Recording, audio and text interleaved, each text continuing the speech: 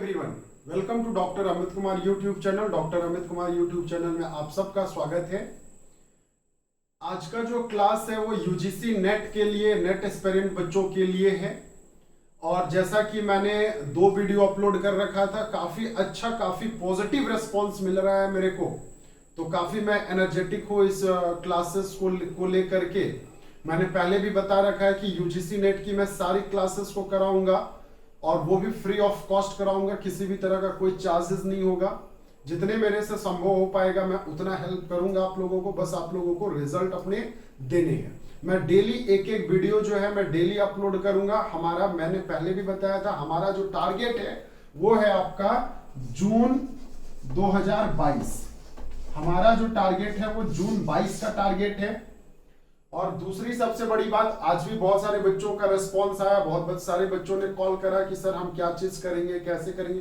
तो बेटा धीरे धीरे आपको सारे चीज का इंफॉर्मेशन जो है मिलता जाएगा। नोट्स कहां से बनाओगे, कौन से बुक्स पढ़ोगे, सब चीज आपको इसी वीडियोस में, क्लासेस में आपको मिलता जाएगा। तो आप क्लास को अंतिम तक देखेंगे, आपको सारा चीज जो है क्लियर होगा। जिनका फर्स्ट क्लास है वो चैनल को सब्सक्राइब कर लीजिए, बेल बटन प्रेस कर लीजिए, ताकि नया नोटिफिकेशन जब मैं वीडियो डालूं तो आपको मिले। एंड सबसे बड़ी बात ये है कि जो मैं आज का जो क्लास लेने जा रहा हूं, ये आपका यूनिट पेपर 2 का, जो आपका पेपर 2 है, पेपर 2 का यूनिट 9, पेपर 2 का यूनिट 9 जो है, लीगल एस्पेक्ट्स करके एक हेडिंग है। जैसा कि मैंने कल के वीडियोस में मैंने बता रखा था, कल के क्लास में मैंने बता रखा था कि मैं ये पेपर लूंगा। तो इसमें क्या है ना, लीगल एस्पेक्ट्स की ये यूनिट्स है, और इस यूनिट में बेसिकली पढ़ने क्या क्या है तो मैं रफली आइडिया दे दूं। जैसे कि मैंने देख रखा है कि कुछ बच्चों ने ऑलरेडी जो है अपने आप से, अपने खुद से जो है वो ग्रुप में, व्हाट्सएप ग्रुप में सिलेबस शेयर कर रखे हैं, तो इसलिए हमें लगता है कि सभी को सिलेबस मिल गया होगा। तो यूनिट 9 में आपका लीगल एस्पेक्ट्स करके यूनिट है, जिसको हम लोग बिजनेस लॉ भी बोलते हैं, मर्केंटाइल लॉ भी बोलते हैं। और बेटे यहाँ पे ना हमें पढ़ना क्या क्या है, तो इंडियन कॉन्ट्रैक्ट एक्ट पूरा पढ़ना है। देन इसके बाद आपका पार्टनरशिप पढ़ना है, सेल्स ऑफ गुड्स एक्ट पढ़ना है, आपका नेगोशिएबल इंस्ट्रूमेंट एक्ट पढ़ना है, कंपनीज एक्ट पढ़ने हैं। तो ये सारे चीज जो है हमें यहाँ पे पढ़ने हैं। तो आपके मन में सबसे पहला सवाल कि सर ये चीज हम कहां से पढ़ें, तो इसके लिए आप ऑनलाइन, अभी क्योंकि लॉकडाउन है तो फिलहाल ऑनलाइन आपके पास अवेलेबल हो सकता है। अगर नहीं हो सकता है, ठीक है, तो मैं जितना मैं पढ़ा रहा हूं अभी बस उतना पढ़ लो, तो उतने में भी सफिशिएंट है। और अगर ऑनलाइन पॉसिबल हो सकता है तो ये 2 बुक, आप दोनों में से कोई भी बुक जो है आप परचेस कर सकते हैं। पहला जो बुक है वो एमसी कुच्चल की बुक है, एमसी कुच्चल की बुक है। एक तो ये बुक आप प्रेफर कर सकते हो इस यूनिट के लिए, या इसके अलावे दूसरा बुक जो है वो एक आपकी एनडी कपूर की बुक आती है, बहुत अच्छी बुक होती है ये।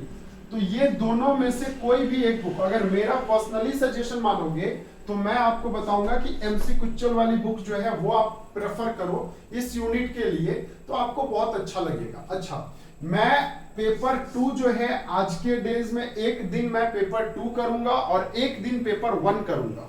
तो कल का जो वीडियो जो मैं अपलोड करूंगा वो पेपर 1 का रिसर्च मेथोलॉजी, क्योंकि रिसर्च मेथोलॉजी में अक्सर स्टूडेंट फंसते हैं, तो मैं रिसर्च मेथोलॉजी जो है वो मैं कराऊंगा। और आज का जो अल्टरनेट डेज चलेगा वो आपका लॉ चलेगा, ठीक है। तो एक यूनिट में आपका रिसर्च मेथोलॉजी, एक में आपका लॉ चलेगा। तो चलिए, मैंने स्टार्ट किया है एक नया चैप्टर आज के क्लास में। मैं बहुत ज्यादा तो ब्रीफ आइडियाज दिया हूं, तो बहुत ज्यादा मैं डिस्कस नहीं करूंगा। आज का वीडियो जो है थोड़ा छोटा बनेगा, हाफ एन आवर का वीडियो बनेगा, बहुत लंबा नहीं रहेगा। तो चैनल को सब्सक्राइब कर लीजिए, बेल बटन प्रेस कर लीजिए। अगर क्लास आपको समझ में आए तो लाइक बटन जरूर प्रेस करना लास्ट में, वीडियो को लास्ट तक देखेंगे। सबसे पहले इंडियन कॉन्ट्रैक्ट एक्ट 1872। तो इंडियन कॉन्ट्रैक्ट एक्ट जो है 1872 जो है ये आया था सितंबर में आया था। कौन से मंथ में? तो सितंबर में 1872 में। ये एक्ट जो है वो कब आया था? तो सितंबर 1872 में आया था। मैं जो पढ़ाऊंगा, मैं आपको क्वेश्चन कैसे पूछे जाते हैं, मैं वो भी बातें आपके साथ करते जाऊंगा। जब ये एक्ट बना था बेटा, उस टाइम जब ये एक्ट बना था, तो ये आपका applicable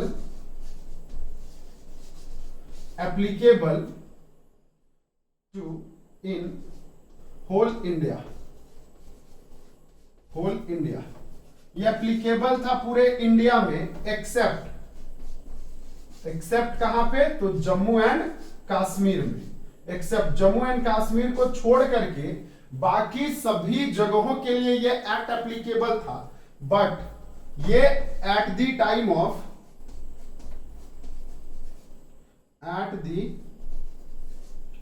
time of making this law, या जब ये लॉ बना था तब का ये कहानी था। Is it clear? अब जो है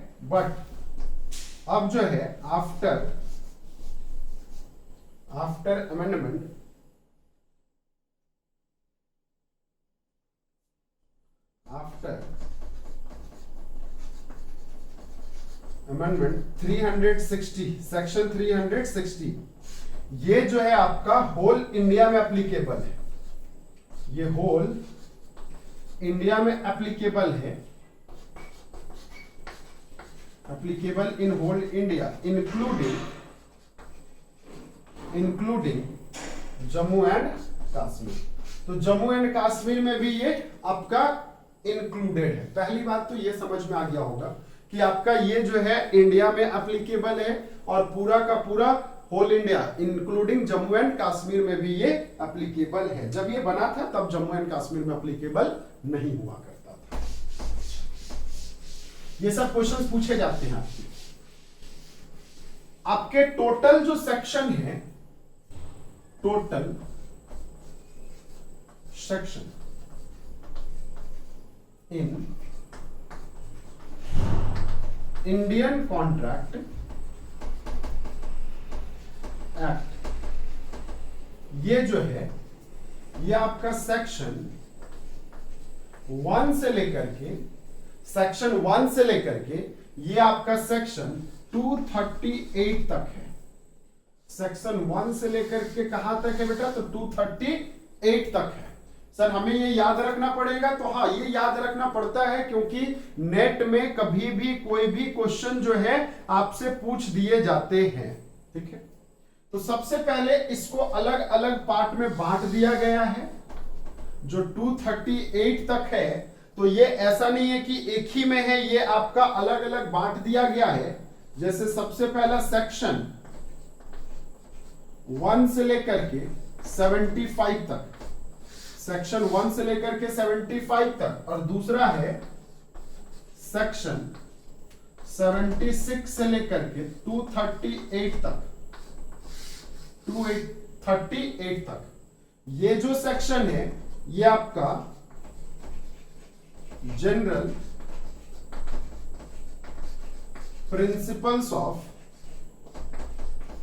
इंडियन कॉन्ट्रैक्ट एक्ट है। जनरल प्रिंसिपल मतलब ये इंडियन कॉन्ट्रैक्ट एक्ट का, लॉ ऑफ कॉन्ट्रैक्ट का, इंडियन कॉन्ट्रैक्ट एक्ट मतलब यहां पे हम इसको बोल सकते हैं लॉ ऑफ कॉन्ट्रैक्ट का जनरल प्रिंसिपल जो है वो आपका 1 से 75 तक है।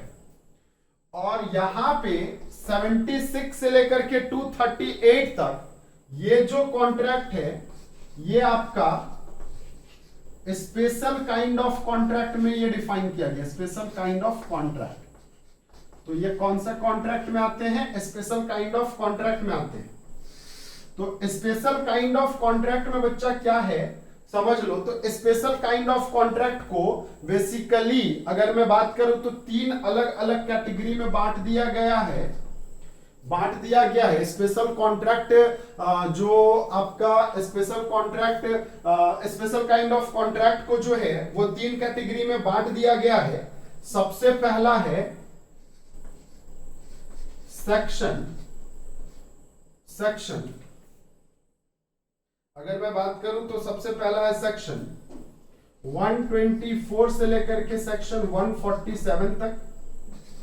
दूसरा है आपका सेक्शन 148 से लेकर के 181 तक। और तीसरा है आपका सेक्शन 182 से लेकर के 238 तक। तो अब मेरे को एक बात बताना कि सर हमारा 76, एक मिनट रुक जाओ, 76 से लेकर के बीच का कहां गायब हो गया? तो ये आपका सेल्स ऑफ गुड्स एक्ट में भी ट्रांसफर हुआ, ये 124 होगा, ठीक है ना। तो यहां पे सेक्शन बीच में जो सेक्शन है 76 से लेकर के 123 तक, ये सेल्स ऑफ गुड्स एक्ट में पढ़ने हैं। ये हमारा इंडियन कॉन्ट्रैक्ट एक्ट में नहीं पढ़ने हैं, ये सेल्स ऑफ गुड्स एक्ट में पढ़ने हैं। तो बाकी जो है यहाँ पे 1 से 75 तक आपका जनरल प्रिंसिपल है। आपका सेक्शन 124 से लेकर के 238 तक में 3 अलग अलग बातें बता रखा है। सबसे पहला 124 से लेकर के ये आपका बात करता है contract of indemnity and guarantee, indemnity and guarantee, indemnity and guarantee, contract of indemnity and guarantee. दूसरा बात करता है contract of bailment and pledge, ये बात करता है बेटा। और तीसरा है कॉन्ट्रैक्ट ऑफ एजेंसी। तीसरा क्या है बताना? Contract of agency. तो ये चीज आपको याद रखेंगे, इससे आपके 2 मार्क्स के क्वेश्चन तो कंफर्म पूछे जाते हैं हर एक साल। 2 मार्क्स के क्वेश्चन इसी सेक्शन से पूछे जाते हैं कि सीधा सीधा लिख देगा, एक साइड में सेक्शन और एक साइड में आपका लिख देगा। तो यहां पे लिख देगा 148 से 181 तक में क्या है, तो 141 से लेकर के 181 में contract of bailment and place है। Is it clear? तो ऐसे क्वेश्चंस डायरेक्टली पूछे जाते हैं, एकदम स्ट्रेट फॉरवर्ड क्वेश्चंस पूछे जाते हैं, इसमें कहीं कोई किंतु परंतु वाली बात नहीं है। तो चलिए मैं पहला बात करूंगा, अब मैं सेक्शन 1 से लेकर के 75 तक, मैं इसको मिटा रहा हूं, इसको वीडियो पॉज करके आप लोग नोट डाउन कर सकते हैं। चलिए तो अब एक और बात मैं बता देता हूं आपको। कभी भी जब कोई एक्ट बनता है ना, कभी भी कोई भी जब एक्ट बनता है, मान ले तो जैसे अगर यही एक्ट बना था, तो इस एक्ट का 2 पार्ट में बता देता हूं, 3 पार्ट में बता देता हूं। पहला पार्ट सेक्शन 1 होता है, दूसरा पार्ट सेक्शन 2 होता है एंड अदर्स, और भी बहुत सारे सेक्शन। बेटा सेक्शन 1 जो होता है ना, हमेशा कोई भी एक्ट का वो इंटाइटल मेंशन होता है, इसमें याद रखना इंटाइटल्ड मेंशन होता है। जैसे इस सेक्शन का, इस एक्ट का क्या नाम है? इस एक्ट का नाम है द इंडियन कॉन्ट्रैक्ट एक्ट 1872। ये चीज कहां पे मेंशन होगा? तो ये मेंशन होगा सेक्शन 1 में मेंशन होगा। Is it clear? तो सेक्शन 1 जो होते हैं कोई भी एक्ट का, आप अगर कंपनीज एक्ट की बातें करो, आप इंडियन कॉन्ट्रैक्ट एक्ट की बात करो, सेल्स ऑफ गुड्स एक्ट की बात करो, कोई भी एक्ट की बात करोगे तो सेक्शन 1 में आपको उसका इंटाइटल दिखाई देगा। सेक्शन 2 जो होते हैं ना, वो डेफिनेशंस के पार्ट होते हैं, डेफिनेशंस के सेक्शंस होते हैं। डेफिनेशन जैसे कॉन्ट्रैक्ट डिफाइंड एज, तो कॉन्ट्रैक्ट का डेफिनेशन किस सेक्शन में दे रखा है? तो आप देखोगे सर सेक्शन 2H में दे रखा है कॉन्ट्रैक्ट का डेफिनेशन। उसी तरह कंसीडरेशन का सेक्शन किस सेक्शन में दे रखा है? तो 2D में दे रखा है। उसी तरह एक्सेप्टेंस का, ऑफर का, ठीक है ना, ऑफर का जाओगे तो 2E में मिलेगा। तो इस टाइप से जितने भी 2 सेक्शन होते हैं ना, इसके 2 या इसके सब सेक्शन पार्ट जो होते हैं, ये सारे के सारे डेफिनेशंस के पार्ट होते हैं। तो ये चीज तो आप हमेशा याद रखना।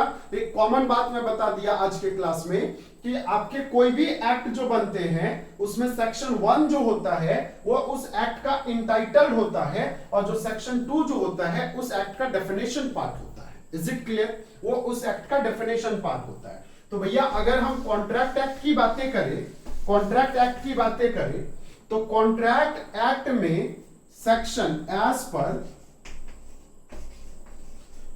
पर section 2 subsection H 2H of the Contract Act, the Indian Contract Act,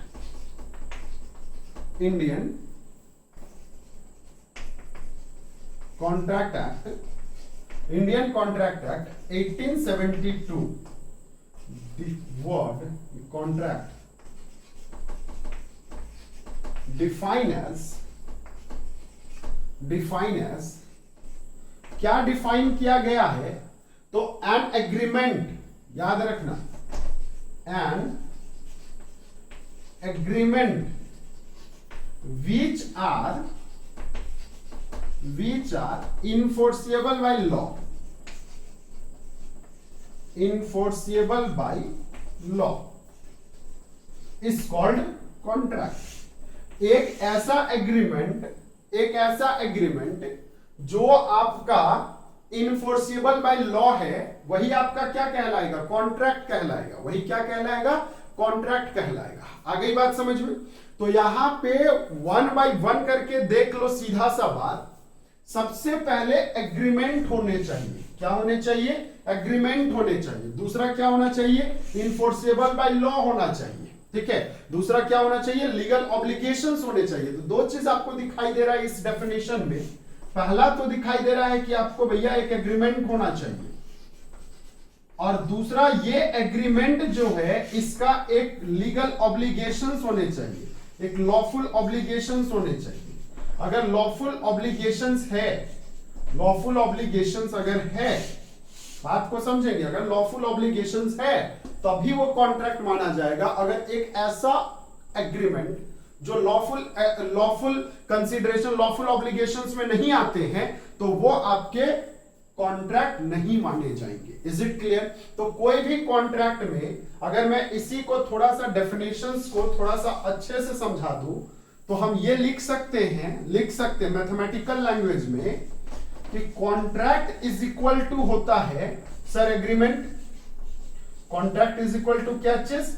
agreement plus legal obligation, plus क्या चीज? Legal obligation. बस यही चीज आपका क्या हो गया? कॉन्ट्रैक्ट हो गया। और यही रीजन है कि आपने जब बीकॉम पार्ट 2 में, बीकॉम के सेमेस्टर्स में जब पढ़ा होगा, तो आपने पढ़ा होगा कि all contracts are agreement but all agreements are not a contract. ठीक है। क्यों? क्योंकि जितने भी कॉन्ट्रैक्ट होते हैं, सारे कॉन्ट्रैक्ट में एग्रीमेंट पाए जाते हैं, बट जितने भी एग्रीमेंट होते हैं जरूरी नहीं है कि वो कॉन्ट्रैक्ट होगा, क्योंकि एक एग्रीमेंट जिसमें लीगल ऑब्लिगेशन है ही नहीं, तो क्या वो कॉन्ट्रैक्ट माना जाएगा? नहीं बेटा, वो कॉन्ट्रैक्ट नहीं माना जाएगा। बात समझ में आ रही है? तो यहां पे हमने देखा कि कॉन्ट्रैक्ट तभी माना जाएगा जब आपका एग्रीमेंट हो और लीगल ऑब्लिगेशन हो।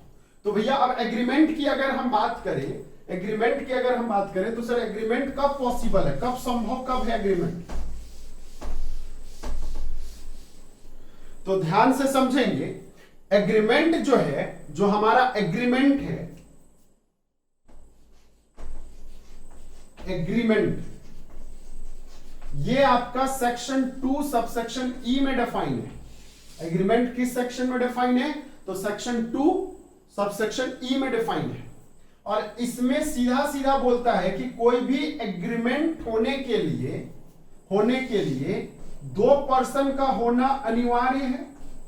ये 2 पर्सन, जैसे रामलाल, एक पर्सन रामलाल है, तो दूसरा पर्सन जो है वो कौन है बेटा? वो श्यामलाल है। दूसरा पर्सन कौन है? श्यामलाल। तो रामलाल ने ऑफर किया श्यामलाल को, और श्यामलाल ने वो ऑफर एक्सेप्टेंस कर लिया। तो दोनों का 2 पर्सन होना चाहिए। मतलब एग्रीमेंट होने के लिए कम से कम प्लूरलिटी ऑफ पर्सन होने चाहिए। मतलब 2 या 2 से अधिक पर्सन होने चाहिए। क्या सिंगल पर्सन कॉन्ट्रैक्ट कर सकता है? क्या आप अपने आप से कॉन्ट्रैक्ट कर सकते हैं? तो नहीं कर सकते। आप मिरर के सामने ये जाकर के बोलेंगे कि नहीं, आज से अमित सर ने बोला है कि नेट का तैयारी बहुत अच्छे से करना है, तो क्या हम आज से अपने आप से कॉन्ट्रैक्ट करते हो? तो इज इट पॉसिबल? नहीं, अपने आप से आप कॉन्ट्रैक्ट नहीं कर सकते हो। सेकेंड है consensus ad idem. What do you mean consensus ad idem? Consensus ad idem मतलब क्या होता है समझ लो। तो consensus ad idem, sorry spelling मैंने गलती लिख दिया, कॉन्सेंसस ऑफ आइटम। अब सही है। तो कॉन्सेंसस एड आइटम कहने का मतलब ये होता है, ये बंदा जो चीज सोच रहा है और जिस टाइम सोच रहा है वही काम ये भी पर्सन वही चीज सोच रहा है और उसी टाइम सोच रहा है। जैसे मैं बता दूं, मतलब same thing at a same time. ठीक है, कॉन्सेस एड आइटम कहने का मतलब होता है same thing at same time. Same time, एक ही समय में एक ही जैसा चीज। जैसे अगर रामलाल ने मान ले, तो सपोज एक बात बता रहा हूं, रामलाल का ये घर था, ये घर को बेचने का बात रामलाल ने सोचा कि ये घर को मैं बेचता हूं, तो श्यामलाल जो है उसी समय में ये घर को खरीदने के बारे में सोचेगा। मतलब एक बंदा अगर बेचने के बारे में सोच रहा है तो दूसरा बंदा क्या कर रहा है, उसको खरीदने के बारे में सोच रहा है, तभी ना दोनों का विचार मैच करेगा। मतलब कॉन्सेस एड आइटम कहने का मतलब फ्री कंसेंट में, मतलब किसी भी तरह का किसी भी कोई भी बंदा जो है, मतलब सब्जेक्ट मैटर जो है वो हमारा सेम थिंग होना चाहिए। जो एक का ये सब्जेक्ट मैटर क्या था, घर को बेचना, तो घर को बेचना सब्जेक्ट मैटर है। तो एक बंदे को घर को बेचना है तो दूसरे बंदे को क्या है, घर को खरीदना है। तो सब्जेक्ट मैटर सेम है कि नहीं है हमारा? बिल्कुल सेम। जैसे जब आपको एक बाजार चले जाते हो, आप बाजार में जो व्यापारी जो आपका बैठा रहता है सब्जी लेकर के, उसका मोटो क्या होता है, सब्जी बेचना। आपका मोटो क्या होता है, सब्जी खरीदना। ठीक है, तो आप वहां पे गए और उससे सब्जी लिया आपने, तो बदले में आप उसको कंसीडरेशन भी देते हैं। तो मैं अभी बात करूंगा कंसीडरेशन का। तो बताना दोनों का सेम टाइम में सेम थिंग में सब्जेक्ट मैटर क्या होगा, सेम होगा। तो जब सब्जेक्ट मैटर बेटा सेम होगा तो आपका क्या कहलाएगा, कॉन्सेस ad idem, consensus ad item कहलाएगा। Is it clear? चलिए इसको नोट डाउन करेंगे, मैं इसको मिटाता हूं। ठीक है, चलिए तो यहां पे हमने देखा क्या चीज, एग्रीमेंट कहने का मतलब सीधा सा बात है, एग्रीमेंट कहने का मतलब कब एग्रीमेंट माना जाएगा? तो भैया मैंने बोला सीधा सा, ऑफर जहां पे होते हैं प्लस इसका एक्सेप्टेंस जैसे हो गया, वो क्या माना जाएगा, एग्रीमेंट माना जाएगा। क्या माना जाएगा, एग्रीमेंट माना जाएगा। जैसे एक एग्जांपल में लेता हूं, ध्यान से सुनना। अगर ये रामलाल है, ये पर्सन कौन, अगेन ये रामलाल, और ये पर्सन जो है वो श्यामलाल। देखो मैं स्टार्टिंग बहुत धीरे धीरे कर रहा हूं जानबूझ करके, क्योंकि यहाँ पे बहुत सारे अलग टाइप के स्टूडेंट भी हैं जो क्लास कर रहे हैं। श्यामलाल, रामलाल ने इसको ऑफर किया। क्या ऑफर किया, offer to sell his house of ₹10 lakh या 50 लाख। 50 लाख में इसने अपना घर बेचने का ऑफर किया। किसको ऑफर किया, श्यामलाल को ऑफर किया। बेटा मैं थोड़ा सा यहां पे एक बात बता देता हूं, जैसे ऑफर करेगा रामलाल जो है वो ऑफरर कहलाएगा। क्या कहलाएगा, ऑफरर। और श्यामलाल को ऑफर किया जा रहा है तो ये क्या कहलाएगा, ये ऑफरी कहलाएगा। ये क्या कहलाएगा, ऑफरी। अब श्यामलाल ने अपना दिमाग लगाया, बोला कि चलो ठीक है 50 लाख का तो घर ही है, घर चलो बढ़िया है, अच्छा 50 लाख में मेरे को अच्छा सौदा हो गया। अब इसने जो है अपना इंटेंशन जो है, अपना इंटेंशन जो है वो इसको दिखाया, बोला कि yes I agree to buy your house at the rate of ₹50 lakh. बताना इसने ये ऑफर, ये था ऑफर, ये क्या था बेटा, ये था ऑफर। और ये क्या था, एक्सेप्टेंस। क्या ऑफर को एक्सेप्ट कर लिया गया कि नहीं, स्वीकार कर लिया गया कि नहीं, स्वीकार कर लिया गया, स्वीकार कर लिया गया। तो जैसे स्वीकार कर लिया गया, यही जो है आपका क्या, ये पूरा प्रोसेस क्या बनकर के आ जाएगा, एक एग्रीमेंट बनकर के आ जाएगा। अब श्याम का इसके तुरंत बाद एक अब ऑब्लिगेशंस आ जाता है। ऑब्लिगेशंस क्या आ जाता है, रामलाल जो है वो इसको अपना घर प्रोवाइड कराएगा और श्यामलाल जो है इसको बदले में क्या देगा, कैश देगा। तो यही ऑब्लिगेशन जो है ये आपका लीगल ऑब्लिगेशंस कहलाता है। क्या कहलाता है, लीगल ऑब्लिगेशंस कहलाता है या लॉफुल ऑब्लिगेशंस कहलाता है आफ्टर कंप्लीशन द एग्रीमेंट। और जब एग्रीमेंट और लीगल ऑब्लिगेशन मैच कर जाए तो जो कॉन्सेप्ट बाहर निकल कर आता है इसको हम लोग क्या बोलते हैं, बताना बेटा, कॉन्ट्रैक्ट बोलते हैं। क्या बोलते हैं, कॉन्ट्रैक्ट। तो सिर्फ कॉन्ट्रैक्ट में यही दो चीज नहीं होते हैं, कॉन्ट्रैक्ट में इसके अलावे कंसीडरेशन भी होते हैं। बिना कंसीडरेशन का क्या कोई कॉन्ट्रैक्ट पूरा हो सकता है, बिना लेन देन का, बिना पैसे का? तो बिल्कुल हो सकता है। मैं बताऊंगा जब क्वासी कॉन्ट्रैक्ट में मैं जब वहां पे आऊंगा एडवांस कॉन्ट्रैक्ट में, तो मैं बताऊंगा कि बिना पैसे का भी कॉन्ट्रैक्ट होता है, लेकिन बिना एग्रीमेंट का, बिना ऑफर का, बिना एक्सेप्टेंस का कॉन्ट्रैक्ट जो है वो नहीं होता है। Is it clear? एक चीज मैं और बता दूं, इंडियन कॉन्ट्रैक्ट एक्ट में जो mayor silence is called acceptance. मतलब अगर आपने किसी को बोला विल यू मैरी मी, अगला ने बोला यस, तो मतलब मैंने अगला को ऑफर किया, उसने क्या किया था, एक्सेप्ट कर लिया था। एक बात बता दो बेटा, जो आप शादी विवाह का बात करते हो ना, तो शादी विवाह जो है वो कंप्लीट आपका इंडियन कॉन्ट्रैक्ट एक्ट है। आप अगर इंडियन कॉन्ट्रैक्ट एक्ट को देखें और शादी को देखें तो आपको एकदम बिल्कुल एक समान लगेगा, आपको कहीं कोई तकलीफ नहीं होगी। मैं बताऊंगा भी, एलिमेंट्स में मैं आऊंगा तो वहां पे मैं शादी को ही जोड़ करके बताऊंगा कि क्योंकि हम एक क्या होता है ना, शादी में उत्सुकता आ जाता है, सर शादी वाली बात कर रहे हैं, चलो थोड़ा अच्छे से पढ़ते हैं, तो वो समझ में आ जाता है। तो शादी और कॉन्ट्रैक्ट बिल्कुल एक जैसा होता है। चलिए ध्यान से देखेंगे, यहां पे मैं इसको मिटा रहा हूं।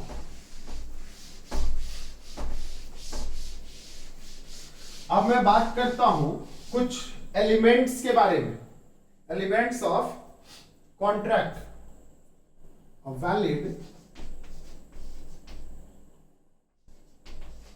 valid elements and elements of elements of a valid contract। एक कॉन्ट्रैक्ट को वैलिड होने के लिए क्या क्या एलिमेंट्स चाहिए, तो मैं वन बाय वन करके, ये क्वेश्चन तो पता नहीं कितने बार पूछा है, ये कहना भूल जाओ, ये कितने बार पूछा है ये भूल जाओ।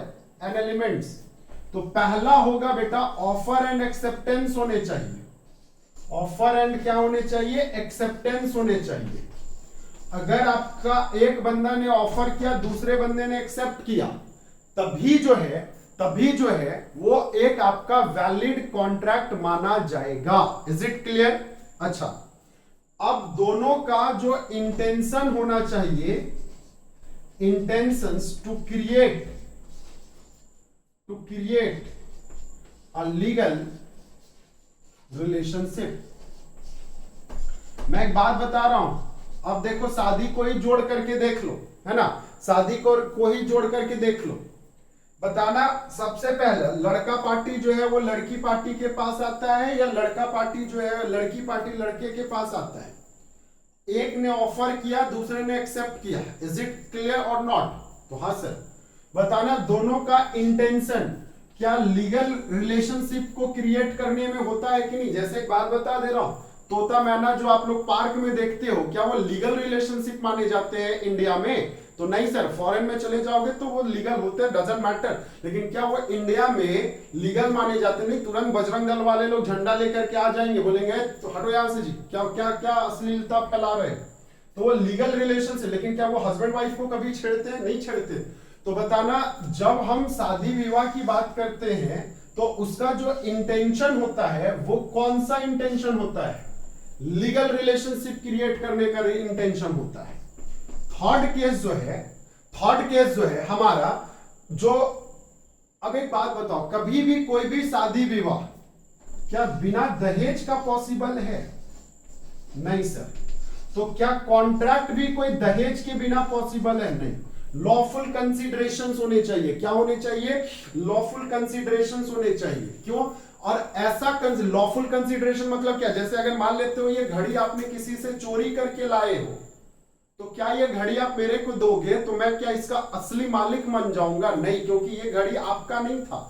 इसी में एक आपका लैटिन ये है, एक्सेप्शंस है, Nemo that quite done habit. जो चीज आपका नहीं है वो आप दूसरे को भी नहीं दे सकते हो। अगर ये घड़ी आपका है तभी आप दे सकते हो, अगर ये घड़ी आपका नहीं है तो आप ये घड़ी किसी दूसरे को नहीं दे सकते। बात समझ में आ गया? तो लीगल लॉफुल कंसीडरेशंस होने चाहिए। कंसीडरेशंस जो है वो आपके लॉफुल होने चाहिए। Is it clear? अच्छा, इसी में मैं बताऊंगा कुछ ऐसे भी केसेस होते हैं जहां पे नो कंसीडरेशन नो कॉन्ट्रैक्ट होते हैं। मैं बताऊंगा वो केस। बिना दहेज का भी शादी होता है, ठीक है, वो भी मैं केसेस बताऊंगा। लेकिन फिलहाल मैं बता दूं कंसीडरेशन होते हैं और वो कंसीडरेशन लॉफुल होने चाहिए। Is it clear? अच्छा, चौथा बात, capacity of parties. Capacities of parties, capacity मैं इसको नेक्स्ट क्लास और अच्छे से डेप्थ में डिस्कस करूंगा। कैपेसिटीज ऑफ पार्टी, या नहीं भी करूं तो हमको लगता है समझ में आ जाना चाहिए। बताना, दो पार्टी हैं अलग अलग, रामलाल और श्यामलाल, दोनों का जब कॉन्ट्रैक्ट होगा या आपकी शादी जब होगी तो बताना क्या पागल से करोगे शादी? सर क्या मजाक कर रहे हैं, कौन करता है पागल से शादी? नहीं करोगे बेटा। दूसरी बात, क्या आप माइनर से करोगे जिसका 18 साल से कम है? क्या उससे आप शादी करोगे? नहीं सर, नहीं करेंगे। क्या आप कोई एलियन एनिमी मतलब अपने दुश्मन से शादी करोगे? नहीं सर, नहीं करेंगे। मतलब कॉन्ट्रैक्ट एक्ट भी वही चीज होता है। कैपेसिटीज ऑफ पार्टी में वैसे पर्सन होने चाहिए जो आपके ना तो लुनेटिक्स हैं ना साउंड माइंड है, मतलब जो पागल होते हैं या फिर जो ड्रंक्ड पर्सन होते हैं उसको हम लोग लुनेटिक्स बोलते हैं। या तो लुनेटिक्स मतलब स्पेलिंग ऐसे लुनेटिक्स। अच्छा, दूसरा बात हो गया ये पर्सन नहीं चलेगा, कैपेसिटीज ऑफ पार्टीज में नहीं चलेगा। माइनर क्या चलेगा? नहीं सर, माइनर भी नहीं चलेगा। माइनर किसको बोलते हैं? जिसका एज जो है 18 साल से कम है उसको माइनर बोलते हैं, वो भी आपका नहीं चलेगा। तीसरा जो एलियन एनिमी, एलियन एनिमी कहने का मतलब हो गया जो जन्म से ही आपका दुश्मन है, बचपन जब से वो पैदा लिया तब से ही आपका दुश्मन ही बन करके पैदा लिया। जैसे एग्जांपल के तौर पे India and Pakistan. India Pakistan क्या है? एलियन एनिमी है, क्योंकि जब से इंडिया का पाकिस्तान का जन्म हुआ 1947 से, तब से जो है वो इंडिया का दुश्मन ही है, तो इसलिए उसको एलियन एनिमी का नाम दिया गया। तो कैपेसिटीज ऑफ पार्टीज में वो पर्सन तीनों के तीनों पर्सन को कंसीडर नहीं किया जाएगा। तीसरा, जो कॉन्ट्रैक्ट होते हैं वो फ्री कॉन्सेंट में होते हैं। समझ लो इसका मतलब, आप जब किसी के घर में शादी के लिए रिश्ता लेकर के जाते हो तो क्या बंदूक के नोक पे लड़की को बोलोगे चल मेरे से शादी कर, नहीं तो तुम तो गई, ये बोलोगे? या लड़का अगर रोजगार है, लड़का अगर सपोज जैसे पहले पलामू, गढ़वा, डाल्टनगंज साइड में हुआ करता था, लड़का बिहार में हुआ करता था कि अगर लड़का का सरकारी नौकरी है तो लड़की वाली लोग जो है गन लेकर के पहुंच गए लड़का के पास, उठा करके शादी करा दिए, ठीक ना। ये चीज पहले बिहार में चलन था बट अभी तो रुक गया है लगभग। तो फ्री कंसेंट मतलब आप अगर अगला को अपना कार बेचना चाह रहे हो तो अगला भी अपना कार खरीदना चाह रहा है आपका। बात समझ में आ रही? मतलब फ्री कंसेंट, माइंड में किसी भी तरह का कोई भी ऑब्स्टेकल आपने नहीं डाला है। मतलब एग्रीमेंट जब कर रहे हो तो ना ही किसी तरह का कोई फ्रॉड है, ना किसी फ्री कंसेंट मतलब क्या, ना ही किसी तरह का कोई फ्रॉड है, ना मिसरिप्रेजेंटेशन है, ना कॉर्सियन है, ना अनड्यू इन्फ्लुएंस है। बात समझ में आ रहा है? अच्छा, नेक्स्ट आपका लॉफुल ऑब्जेक्ट होने चाहिए। लॉफुल ऑब्जेक्ट, एक तो यहां पे क्रिएट लीगल रिलेशनशिप होने चाहिए और दूसरा है लॉफुल ऑब्जेक्ट होने चाहिए। आपका जो एम है, आपका जो उद्देश्य है वो लॉफुल है, दो परिवार को जोड़ना। शादी में क्या होता है, दो परिवार को जोड़े जाते हैं, तो ये क्या होते हैं, ये आपके लॉफुल होते हैं। अच्छा, नेक्स्ट बात है बताना, शादी का राइटिंग में होता है कि नहीं होता है? सर हाँ सर होता है। एंड रजिस्ट्रेशंस भी होते हैं कि नहीं होते हैं? हाँ सर होते हैं। रजिस्ट्रेशन अगर आपने मंदिर में करा है तो वो मंदिर की खाते बुक में पहले लिखा दिया जाता था, वो पंडित का एक फोटो ही क्लिक कराना सफिशिएंट होता था, वरमाला का एक फोटो ही सफिशिएंट होता है। तो राइटिंग में होने चाहिए या रजिस्ट्रेशंस में होने चाहिए। अच्छा एक बात बताना, और लास्ट एंड नॉट लिस्ट, क्या सर्टेनिटी होने चाहिए कि नहीं होने चाहिए? मेरे को एक बात बताना, जो आप कोई कॉन्ट्रैक्ट कर रहे हो तो क्या वो कॉन्ट्रैक्ट आप हवा में बात करेंगे कि नहीं मैं तेरे लिए झूलता हुआ घर बना दूंगा? Is it possible? क्या वो सर्टेन है?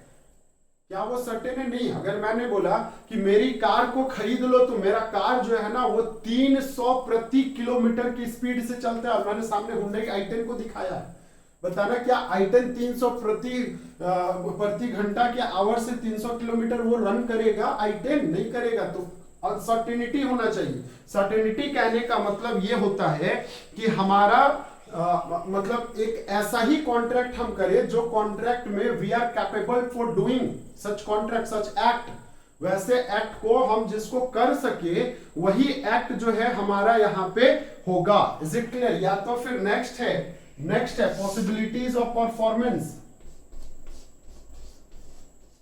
एक तो सर्टेनिटी है, दूसरा है पॉसिबिलिटी ऑफ परफॉर्मेंस। वैसा एक्ट हम करें जिसको हम परफॉर्म कर सकते हैं। जिसको हम परफॉर्म नहीं कर सकते हैं वैसा कॉन्ट्रैक्ट हम नहीं करेंगे, वैसा कॉन्ट्रैक्ट हम नहीं करेंगे। Is it clear? And last है not expressly declared, not expressly